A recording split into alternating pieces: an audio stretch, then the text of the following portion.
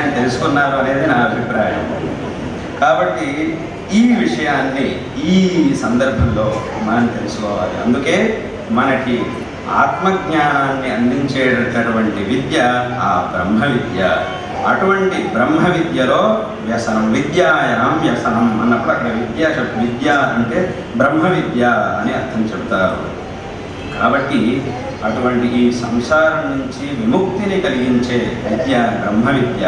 అంటే సత్పురుషులైనటువంటి వాళ్ళు సదాకాలం ఆ మోక్ష మార్గంలో ఉంటారు అనేది ఇక్కడ మనం తెలుసుకోవాల్సినటువంటి విషయం.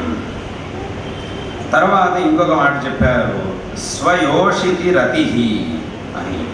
అంటే దీని తాత్పర్యం ఏమిటి? పర పురుషుల విషయంలోనూ పర స్త్రీల విషయంలోనూ ఎంతో గౌరవంతో ఉండాలి. ఇదే దీని యొక్క తాత్పర్యం. ఎంతో గౌరవంతో ఉండాలి. పర పురుషుణ్ణి చూసినప్పుడు కానీ పర స్త్రీని చూసినప్పుడు కానీ మన మనస్సులో ఎటువంటి చెడు ఆలోచనలు రాకూడదు.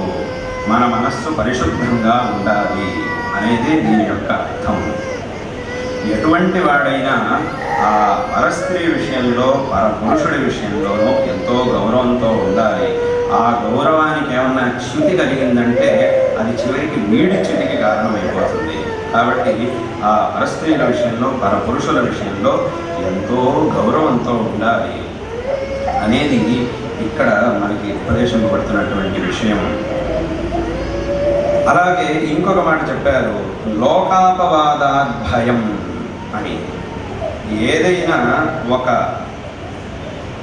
పనిని చేస్తున్నప్పుడు, ఒక తప్పుడు పని చేస్తున్నప్పుడు మనం ఆలోచించాలిట, ఈ పనిని చేస్తే దీని ద్వారా నాకేదో లభిస్తుంది, అది బాగానే ఉంది, కానీ తర్వాత ప్రపంచం ముందు నేను తలదించుకోవాల్సి వస్తుంది.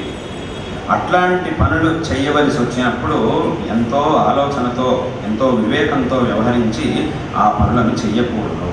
లోకాపవాద, నేను కనుక ఈ పని చేస్తే ప్రపంచం ముందు నేను తలదించుకోవాల్సి వస్తుంది, నాకేదో లభిస్తుంది అంటే. ఇంకో ఉదాహరణకి, ఒక మనిషిని ఎప్పుడైనా మోసం చేసి తద్వారా ధనాన్ని సంపాదిస్తే, సంపత్తుని సంపాదిస్తే మనకేదో ప్రయోజనం కలుగుతోంది, పర్వాలేదో సంపత్తు లభిస్తోంది. కానీ తద్వారా ఏమవుతుంది, తర్వాత అది ఏదో ఒక రోజు ఖచ్చితంగా అందరికీ తెలుస్తుంది, ఒకనాడు ప్రపంచం ముందు మనం తలదించుకోవాల్సి వస్తుంది.